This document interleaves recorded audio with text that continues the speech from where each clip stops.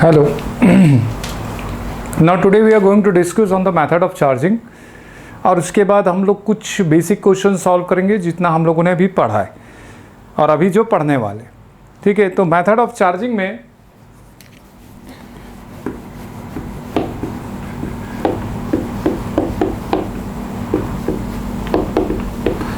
सबसे पहले फ्रिक्शन। ठीक है, मेथड ऑफ चार्जिंग में सबसे पहले फ्रिक्शन, तो इट इज़ बाय फ्रिक्शन। हम ये जानते हैं कि जो चार्ज प्रोड्यूस होगा हम फ्रिक्शन के थ्रू कर सकते हैं। तो हम लोगों ने अभी ट्रांसफ़र ऑफ चार्ज के बारे में थोड़ी देर पहले प्रॉपर्टीज़ में पढ़ा था। तो होता ये है कि एक ग्लास रॉड और एक सिल्क का क्लॉथ लिया। ठीक है, तो अब इन दोनों को हमने रब किया तो हम पाएंगे कि रॉड में जो है वो पॉजिटिव चार्ज आ गए और सिल्क के कपड़े पे नेगेटिव चार्ज आ गए। राइट, तो किस वजह से आया? फ्रिक्शन की वजह से आया। उसी तरीके से क्लाउड्स आप देखते हो, तो क्लाउड्स में भी आप क्या कर रहे हो कि जब क्लाउड्स आपस में टकराते हैं तो इनमें भी चार्जिंग प्रोड्यूस होती है, तो ये भी फ्रिक्शन के कारण ही होता है। ठीक है, तो इस फ्रिक्शन से हम कंजर्वेशन ऑफ चार्ज को भी समझ सकते हैं, क्योंकि यहाँ पर टोटल चार्जेस जो होते हैं, ठीक, मतलब एक बॉडी टकराई, इसमें मान लिए कि 5 कूलम का पॉजिटिव चार्ज हुआ तो इसमें -5 कूलम का नेगेटिव चार्ज हुआ, तो टोटल चार्ज 0 हो गए। पहले भी 0 था, अभी भी 0 हुआ। मतलब this is called the conservation of charge, मतलब ना डिस्ट्रॉय हुआ ना क्रिएट हुआ, तो दिस इज बाय फ्रिक्शन। ठीक, अब दूसरा है मेथड ऑफ चार्जिंग में बाय इलेक्ट्रोस्टैटिक इंडक्शन।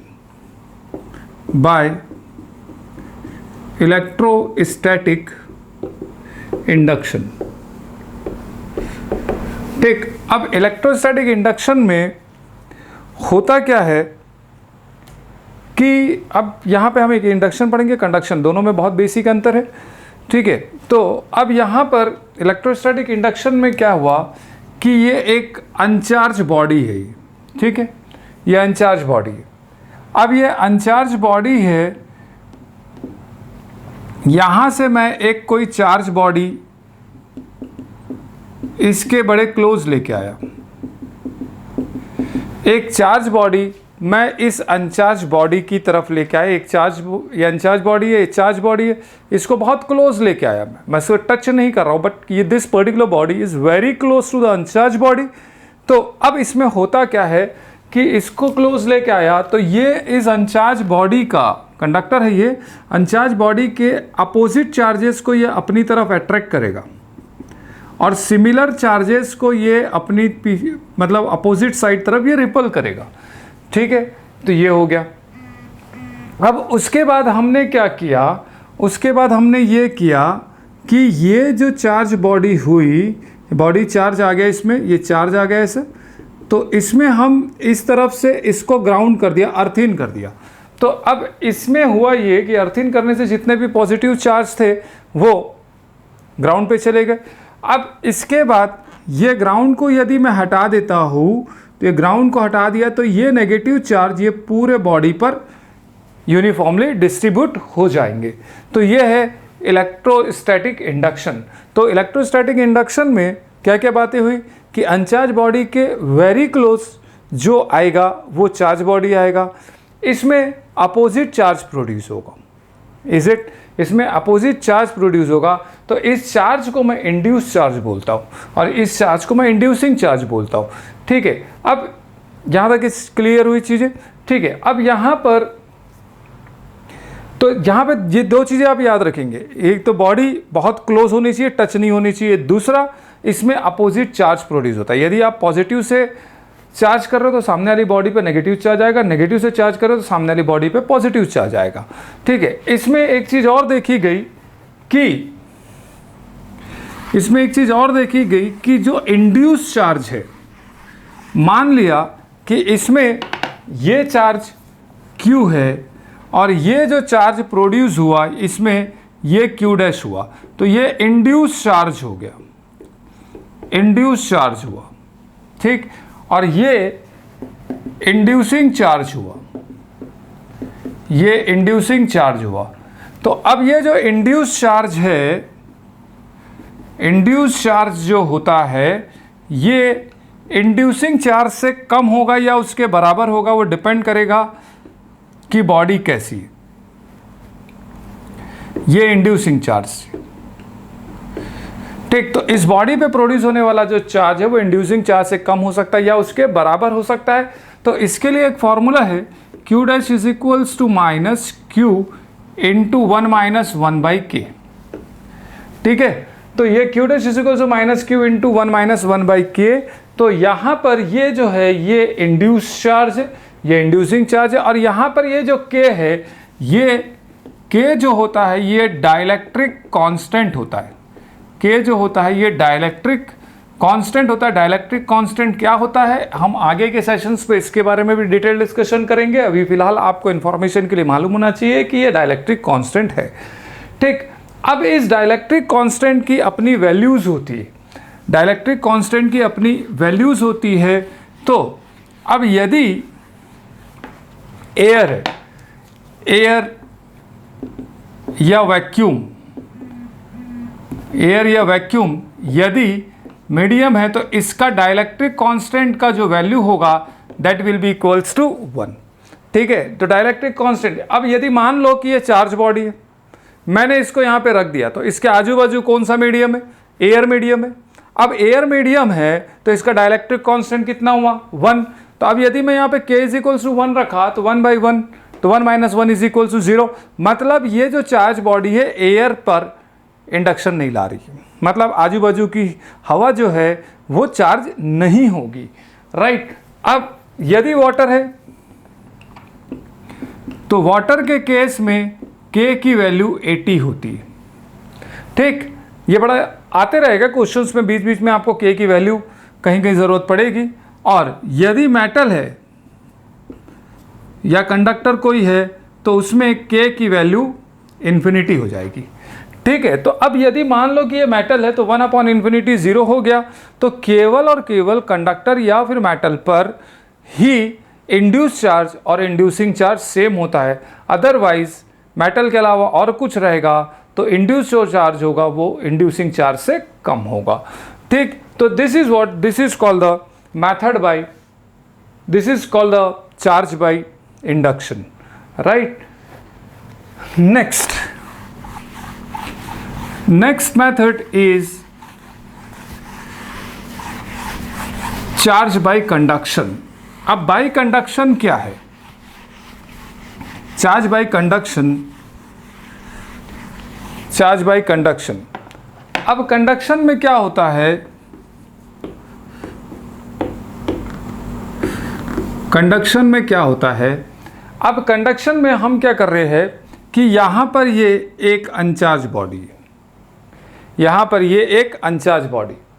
अब इस अनचार्ज बॉडी को मैं एक चार्ज बॉडी से टच कराऊंगा। अब ध्यान से सुनिएगा आप लोग, टच कराऊंगा। अभी चार्ज बॉडी को मैं अनचार्ज बॉडी से टच कराऊंगा। इंडक्शन में क्या करते हैं, हम टच नहीं कर रहे थे, हम बहुत क्लोज रख रहे थे। इसमें हम क्या कराएंगे, इस बॉडी को हम टच कराएंगे, और जैसे ही ये दोनों बॉडी को टच कराया तो ये जो चार्ज है आपस के रिपल्शन के कारण, खुद के रिपल्शन के कारण ये पूरे बॉडी के सरफेस पर डिस्ट्रीब्यूट हो जाएंगे, इस तरीके से फैल जाएंगी, ठीक है। अब इसके बाद ये दोनों बॉडी को हम अलग करेंगे, ये दोनों बॉडी को अलग करेंगे तो ये दोनों बॉडी पर सिमिलर चार्जेस आ जाएंगे, जबकि इंडक्शन में अपोजिट चार्जेस आते थे, यहाँ पर सिमिलर चार्जेस आ जाएंगे, ये सिमिलर चार्जेस। तो इंडक्शन में, कंडक्शन में हमने ये देखा कि यहाँ पर बॉडी टच हो रही है और सिमिलर चार्जेस प्रोड्यूस हो रहे हैं। यदि यहाँ पर ये Q चार्ज है तो कंडक्शन प्रोसेस के बाद ये दोनों चार्जेस, यहाँ पे दोनों बॉडीज पे जो चार्जेस होंगे वो इक्वली डिस्ट्रीब्यूट हो जाएंगे, वो Q/2 और Q/2 हो जाएंगे। तो ये होता है इंडक्शन, कंडक्शन प्रोसेस, राइट। तो कंडक्शन के बहुत सारे एग्जाम्पल्स आपने देखा होगा रियल लाइफ में भी, जो एक्सप्लोजिव्स की जो व्हीकल्स होती है, ट्रक्स होते हैं, उसमें आप देखिएगा पेट्रोलियम जिसमें प्रोडक्ट जा रहा है, पेट्रोल जाता है, डीजल जाता है, उन गाड़ियों के पीछे में एक चेन लटकी होती है, हैंगिंग चेन होती है जो ग्राउंड के टच में होती है। वो ऐसा क्यों करते हैं कि जब गाड़ी चलती है तो अंदर का जो पेट्रोल है वो हिलने लगता है, तो फ्रिक्शन की वजह से उस मेटेलिक बॉडी पर चार्ज प्रोड्यूस हो जाता है। तो चार्ज प्रोड्यूस हो जाता है तो ये चार्ज को कंडक्शन प्रोसेस के थ्रू, ये हैंगिंग चेन के थ्रू ये ज़मीन पे छोड़ जाती है, तो कोई बड़ी दुर्घटना होने से हम बचा लेते हैं, राइट। तो this is the method of charging by friction, bye conduction and by induction, right. अब यहाँ पर हम कुछ क्वेश्चंस, जनरल क्वेश्चंस की हम बात करें तो हम तो सबसे पहले इंडक्शन कंडक्शन को किसी क्वेश्चन के थ्रू समझ लेते हैं। अभी मैं क्वेश्चन नोट नहीं करवा रहा हूँ, मैं आपको बता रहा हूँ कि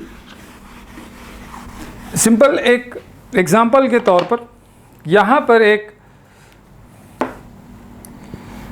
ये मेटेलिक प्लेट से, ये मेटेलिक प्लेट से, ठीक है, ये मेटेलिक प्लेट से। अब इस मेटेलिक प्लेट्स को हम यहां पर ये बोल रहे हैं ये पॉजिटिव चार्ज है और एक में नेगेटिव चार्ज है,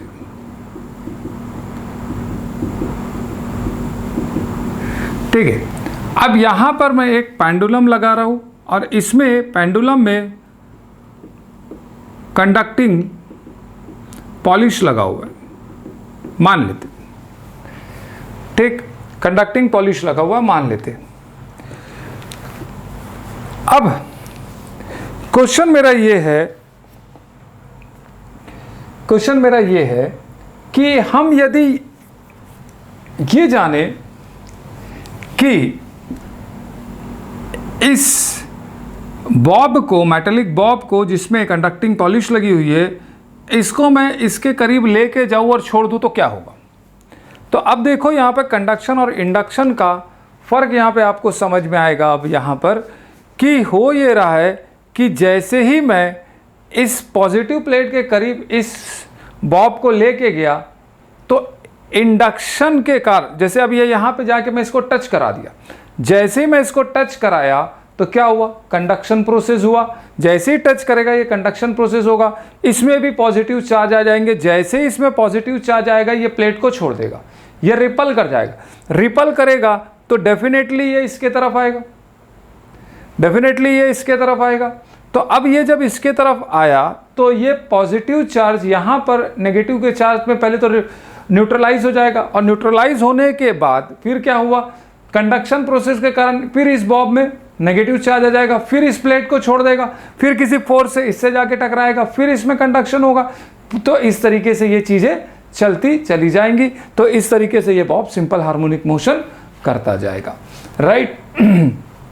तो ये एक एग्जाम्पल है कि अब यहाँ पर एक क्वेश्चन है, मैं बोल रहा हूँ the current produce in the wire when 10 power 7 electron per second flowing in it, ठीक है।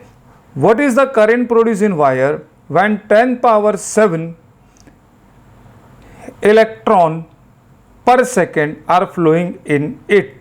अब ये बोल रहा है कि किसी वायर में कितना करंट प्रोड्यूस होगा यदि 10 power 7 electron per second flow करेगा तो, ठीक है। अब करंट की डेफिनेशन क्या है, चार्ज अपॉन टाइम, ठीक। अब चार्ज अपॉन टाइम, अब चार्ज क्वांटाइजेशन के हिसाब से, क्वांटाइजेशन क्या होता था, Q is equals to n e, quantization होता था Q is equals to n e. अब Q is equals to n e तो टोटल चार्ज हो गया Q is equals to n e upon time. अब यहां पर गिवन क्या है, 10 power 7 electron flow per second. तो 10 पावर 7 इलेक्ट्रॉन पर सेकेंड मतलब n/t की वैल्यू 10 पावर 7 दी हुई है और इलेक्ट्रॉनिक चार्ज कितना होता है, इतना, और ये करंट है तो इसकी यूनिट हो जाएगी एम्पियर, राइट। तो 1.6 इंटू 10 पावर -12 एम्पियर, ये इतना करंट प्रोड्यूस करेगा, राइट। तो चार्ज जो होता है वो Q is equals to N ही होता है, तो n इंटीग्रल वैल्यूज होती है, ये आपको पता है, राइट। अब यहाँ पे क्वेश्चन में, नेक्स्ट क्वेश्चन में ये बोल रहा है find the number of electron in 1 coulomb of charge. तो 1 कूलम ऑफ चार्ज में नंबर ऑफ इलेक्ट्रॉन कितने होंगे, find the number of electron in 1 coulomb of charge. तो अब find the number of electron in 1 coulomb of charge, तो as per the quantization Q is equals to n e, as per the quantization Q is equals to n e, तो Q कितना given है 1 coulomb, right, is equals to n, E is 1.6 into 10 power minus 19, तो number of electrons is equals to 1 upon 1.6 into 10 power minus 19। ठीक है, अब इसको हम simplify करेंगे, तो सिंप्लीफाई करने के बाद आप पाओगे 6.25 इंटू 10 पावर 18 इलेक्ट्रॉन्स। ठीक है, वह 6.25 इंटू 10 पावर 18 इलेक्ट्रॉन्स, मतलब 1 कूलम चार्ज में नंबर ऑफ इलेक्ट्रॉन कितने होंगे 6.25 इंटू 10 पावर 18 इलेक्ट्रॉन्स होंगे। 1 कूलम चार्ज में इतने इलेक्ट्रॉन्स होते हैं, राइट। अब अगला क्वेश्चन ये है, नेक्स्ट क्वेश्चन ये है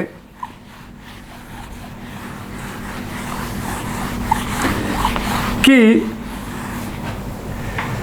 if the radius of a solid and a hollow copper sphere are same, ठीक है, if the radius of a solid and hollow copper sphere are same which one can hold greater charge.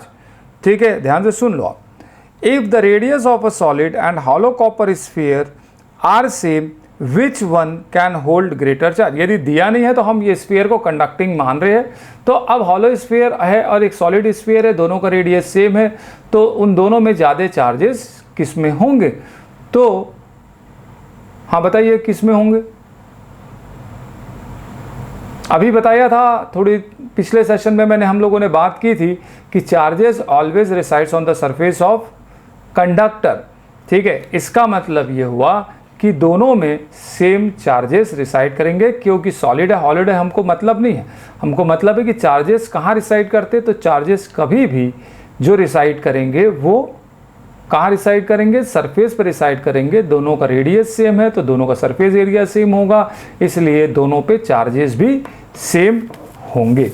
Is it clear. अब दूसरा एक और question पे हम लोग discussion करते कि a soap bubble is given negative charge, a soap bubble is given negative charge, the radius will. ठीक, अब इसका रेडियस क्या होगा, बढ़ेगा, इंक्रीज, डिक्रीज, रिमेन सेम, क्या होगा। अब यदि सोप बबल को हम नेगेटिव चार्ज देंगे तो क्या होगा, रेडियस बढ़ेगा, रेडियस कम होगा, या जैसा है वैसा ही रहेगा। तो आंसर है बढ़ेगा। क्यों बढ़ेगा वो भी देखो आप, कि अब इसमें मैंने ऐसा नेगेटिव चार्ज दे दिया तो ये नेगेटिव चार्ज आपस में रिपल करते रहेंगे, ये आपस में इनके बीच में रिपल्शन चलेगा, और जब ये रिपल्शन चलेगा तो ये चार्ज इस पे इस तरीके का फोर्स लगाएगा, ये चार्ज इस पे इस तरीके से फोर्स लगाएगा, तो इसका रिजल्टिंग फोर्स ये होगा वेक्टर रूल के हिसाब से, मान लिया। तो इस पूरे सरफेस पर ये जो फोर्स लगेगा, ये आउटवर्ड फोर्स इस तरीके से लगेगा और ये आउटवर्ड फोर्स लगेगा पूरे सरफेस पर, और इसलिए इसका रेडियस जो है वो इंक्रीज होगा। ठीक है, तो ये एक क्वेश्चन था जो चार्ज के बारे में जो हम लोगों ने पढ़ा। अब एक क्वेश्चन और देख रहे हैं हम लोग, which of the charge is not possible. तो which of the charge is not possible, तो एक है 1.6 into 10 power minus 18 coulomb, right. दूसरा है 1.6 into 10 power minus 19 coulomb, right. 1.6 into 10 power minus 20 coulomb, और एक है 1.6 इंटू 10 पावर माइनस 23 कूलम। अब इसमें से कौन सा चार्ज पॉसिबल नहीं है, तो अब देखो ये तो एलिमेंट्री चार्ज है, ये तो पॉसिबल होगा। ठीक है, हम लोगों ने क्वांटाइजेशन पे पढ़ा Q is equals to n e, तो ये n जो होता है ये क्या होता है, इंटीग्रल मल्टीपल होता है ना। अब यहाँ पर देखो E की वैल्यू तो 1.6 इंटू 10 पावर माइनस 19 होगी। ठीक है, अब पहला ऑप्शन है 10 पावर माइनस 18 का, अब 10 पावर माइनस 18 का है, इसका मतलब ये n 10 होगा तब जाके ये होगा। इज इट क्लियर, ये 10 होगा, n जो होगा वो 10 होगा तो ये होगा, मतलब ये क्वांटाइजेशन को फॉलो कर रहा है। मतलब ये चार्ज होगा, राइट। अब ये आते 10 पावर माइनस 20 पर, तो 1.6 इंटू 10 पावर माइनस 19, तो अब यहाँ पर ये 10 पावर माइनस 20 कब होगा, जब ये 1/10 होगा, राइट। अब ये 1/10 होगा तब जाके 10 पावर माइनस 20 होगा। तो क्वांटाइजेशन में हम लोगों ने पढ़ा था कि n की वैल्यू जो होती है वो केवल इंटीग्रल होती है, ठीक है। 1/2, 1/3, 1/10 ये इस टाइप की वैल्यू नहीं होगी, तो इसलिए ये चार्ज नहीं होगा। अब यहाँ पर आते 10 पावर माइनस 23 में, तो 1.6 इंटू 10 पावर माइनस 19, तो अब ये माइनस 23 चाहिए, तो ये 10 पावर 4 होना चाहिए यहाँ पर, तो 1/10 पावर 4 है, तो ये इंटीग्रल वैल्यू नहीं है, इसलिए ये भी चार्ज नहीं होगा। Is it clear? तो ये कुछ बेसिक क्वेश्चन है, हम लोग जब स्पेशल क्लास लेंगे तब मैं जे लेवल पे भी बात करूंगा, तो उसमें हम लोग सिर्फ क्वेश्चन ही सॉल्व करेंगे, तब तक कि हम अपने बेसिक फंडामेंटल लेवल पर काम कर जाए। तो ये हो गया आपका कुछ क्वेश्चंस। तो अगले सेशंस में हम लोग डिस्कस करने वाले कूलम्स लॉ और उससे रिलेटेड प्रॉब्लम्स को, ठीक। Thank you.